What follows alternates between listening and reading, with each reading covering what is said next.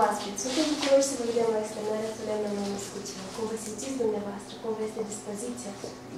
Nu am cuvinte, am emoții. Ne mărturisiți și nouă, după cine dumneavoastră astăzi ați venit la noi? După copulașul meu, Marius. Și aveți? Și după soție. Și după soție, sigur. Și aveți de nerăbdare să luați cât mai repede acasă, așa e? Dar înainte de toate, vă rugăm mult să ne susțineți un mic examen, pentru că pe viitor, privind acest filmuleț, fiul dumneavoastră să se mândrească de așa un tătic atent și grijuliu care a știut să răspundă la toate întrebările. Sunteți gata?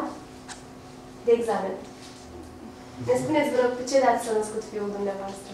Pe data de 7 martie 2012. La ce oră? La ora 7:30. Cu ce greutate și lungime?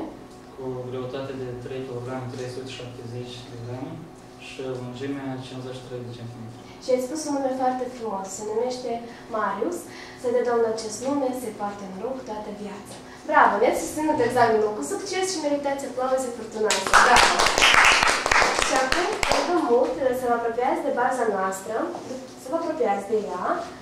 După tradiție este pasărea fericirii, care duce în casele oamenilor noroc, succese, prosperitate. Vă rugăm mult să o cuprindeți și să vă gândiți la o dorință pentru fiul dumneavoastră nou născut și pentru soția iubită. Și atenție, zâmbind. V-ați gândit la o dorință? Ea neapărat se va îndeplini, căci baza noastră este fermecată. Și acum, în camera aceasta va intra scumpa dumneavoastră soție. Vă rugăm mult, stați pe loc, ea va trece la dumneavoastră. Vă rugăm mult să înmânați oricele pe ulița stângă, vă rugăm mult, așa e. Să vă îndemnați cu cele mai frumoase cuvinte, să vă îmbrățișați, să vă sărutați, să-i spuneți un mulțumesc din suflet pentru un cadou, pentru comoara adusă pe fața pământului. Să simtă ea cât de tare o iubiți și v-a fost dorire. Doamna Rodica, bună ziua! Doriți să vă dezvoltați cuvânța. Da. Soțul dumneavoastră drag, vă felicitați reciproc cu această sărbătoare. Și treceți, vă rugăm, treceți lângă baza ambii și până ce sunteți încă în doi, așa, vă cuprindeți și zâmbind, atenție, zâmbind. Și acum vă schimbați cu locurile, căci este momentul cel mai important. Dumneavoastră, domnul Alexandru Despimit, din mâinile lucrătorului medical pe scumpa noastră comoară, pe Marius. Și mai veniți după diete. Și toată lumea. Asta e sensul vieții. Vă rugăm mult atenție, toată lumea zâmbiți. Atenție. Eu vă doresc la cele bune, încă o dată, vă rugăm mult să vă schimbați cu locurile, să fie Marius între voi deja. Vă schimbați cu locurile. Așa e. Și deja sunteți o familie unită. Așa, toți împreună, atenție. Ne arătați nouă. Puțin îl păsați mai vertical, să vedem fața. Atenție. Onorul ușa ați deschis. Sunteți părinți acum. Iar copilașul cel aveți v-a mai deschis un drum. E drumul vostru de părinți. E drum de fericire. Iar noi din suflet vă dorim răbdare și iubire. Cum vă simțiți cu urmașul în brațe. Ce i-ați dorit dumneavoastră ca tătic? Ce i-ați dorit? Să-i crească un băiat mare și bunic și frumos. Așa, și ne vă dorim... Sănătos. Sigur, cel mai important este să fie sănătos și noi felicităm și vă dorim să vă crească Marius mare, sănătos, să fie binecuvântat și viața să fie o aventură binecuvântată, iar drumul vieții să fie presurat cu cele mai frumoase clipe de fericire și succes. Și sigur că în această zi au venit să vă felicite cele mai dragi ființe de pe pământ. Sunt părinții dumneavoastră spirituali, nașii.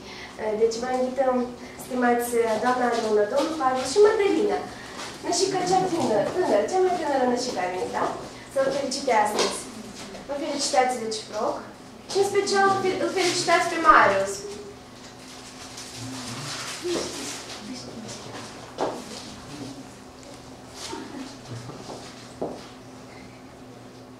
Așa, vă plasați într-un rând. Vă plasați într-un rând. Și atenție, vă rog, mai aproape de stenuță. Așa, și atenție, toată lumea. Mădălina, Mădălina, pui, uite aici. Nu să vedem fața. Una nășică. Câteva. Asta. Dumneavoastră, stimat domnul Pavel, câteva îndrumări tinerilor părinți.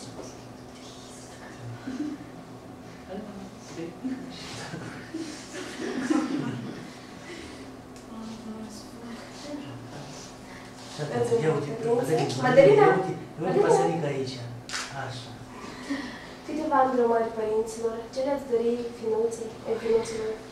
Dorim finuțului să mult sănătate, mult noroc în viață. La fine dorim să aibă mai răbdare, putere, să o crească, să le duci și să nu fie unul. Așa, să nu se oprească doar la el, așa, să mai fie minim după o surioară pentru el, așa-i? Așa, și cine este mai îndrăznesc din voi să ia mulțumire scutând brațe?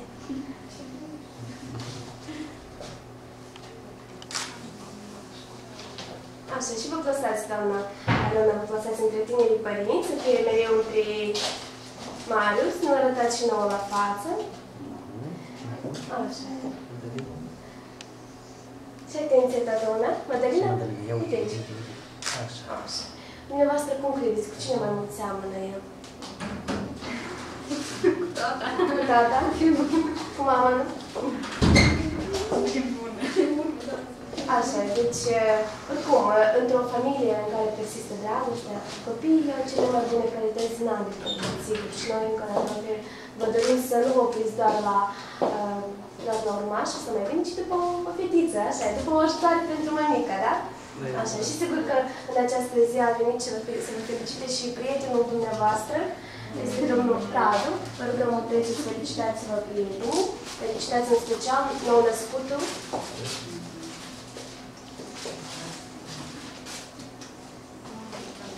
Așa. Și vă rugăm mult să vă plasați într-un rând. Vă plasați toți într-un rând, mai dăm așa unul lângă altul, ne arătați în special, doamne, veniți, ne arătați. Madalina? Madalina, ia te pui aici. Și atenție, vă rog, aici, atenție, vă rog. Așa. Și suntem siguri că vă grăbiți toți acasă, să sărbătoriți această zi frumoasă, dar aș vrea să vă întreb dacă dumneavoastră împreună cu domnul Alexandru ați repartizat deja obligațiunile după îngrijire și educația lui Marius. Da, pe jumătate. Așa, vor fi un ajutor reciproc, va fi, da? Deci să vedem totuși cu ajutorul unei mici loterii de joc. Cine și cu ce se va ocupa?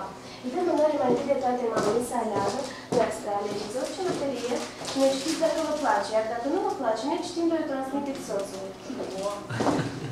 Ce să fac? Nu am dat vreo. Deci, o vedeți, dacă vă place, ne știți în glas tare, dar dacă nu, deodată o transmiteți soțului. Eu voi cheltui bani. Păi sigur, este cea mai plăcută obligațiune a oricărei femei, să cheltuie banii pentru familia scumpă, așa. Deci să vedem pe tipul. Dacă nu are voie să transmite, deci ce merită, ce și va fi. Aceea bani de primit. Da, aici ați făcut în special. Nu, ați ales-o dumneavoastră. Eu mă oblig să aduc bani în familie. Păi, de ce? Asta este obligațiunea directă a oricărui bărbat să aducă banii în familie, așa? Oricare bărbat trebuie să facă acest lucru. Deci să vedem ce vor face ajutorii dumneavoastră, să vedem ce vor face nașii, ce va face micuța Nășica, da? Să începem cu ea. Haideți să vedem ce va face micuța Madalina. Cu ea alege orice loterie. Alege, așa, pe două le vrea, pe mine, pentru mami și pentru tati, și pentru tine, da? Să vedem ce veți face împreună. Eu voi merge cu copilul la plimbare. Veți merge la aer curată și cea mai importantă obligațiune a ales, puile. Veți fi? Eu mă oblig să fiu sponsorul. Așa, împreună cu mami și cu tati, da? Aveți cea mai importantă obligațiune. Uite așa, haideți să vedem. Uite așa, ține așa. Ține așa, mai așa. Și zâmbește, uite aici. Aici zâmbește. Așa, bravo! Îi place obligațiunea asta, sigur. Și dumneavoastră vă place, cred eu. Așa, să vedem prietenul familiei ce va face. Domnul Radu? Eu mă oblig să cumpăr copilul jucării. Cele mai frumoase jucării, sigur, așa. Îl veți alenta pe Marius, așa? Așa, și mai vedem pentru bunici și bunicuțe, așa de acasă. Așa, să vedem pentru ei scumpii. Da? Și deja sunt și sponsori, și la plimbare vor pleca. Dar bunii ce vor face? Să duc copilul la teatru și Dinozorul. Așa, bunii din partea dumneavoastră, cum se numesc? Iurie și Silvia. Se vor ocupa cu programul distractiv. Îl vor distra pe micuțul nostru, așa, Marius. Și părinții din partea dumneavoastră vor... Ce vor Mă face? oblig să dedăcesc copilul în lipsa părinților. Vor fi dădaci. Uite așa, vor fi cei mai responsabili dădaci. Uite că am găsit și sponsori, și dădaci.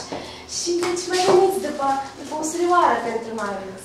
Noi încă o dată vă felicităm că această sărbătoare, dumneavoastră ați devenit mămică și tătică. Este cel mai frumos lucru de pe pământ.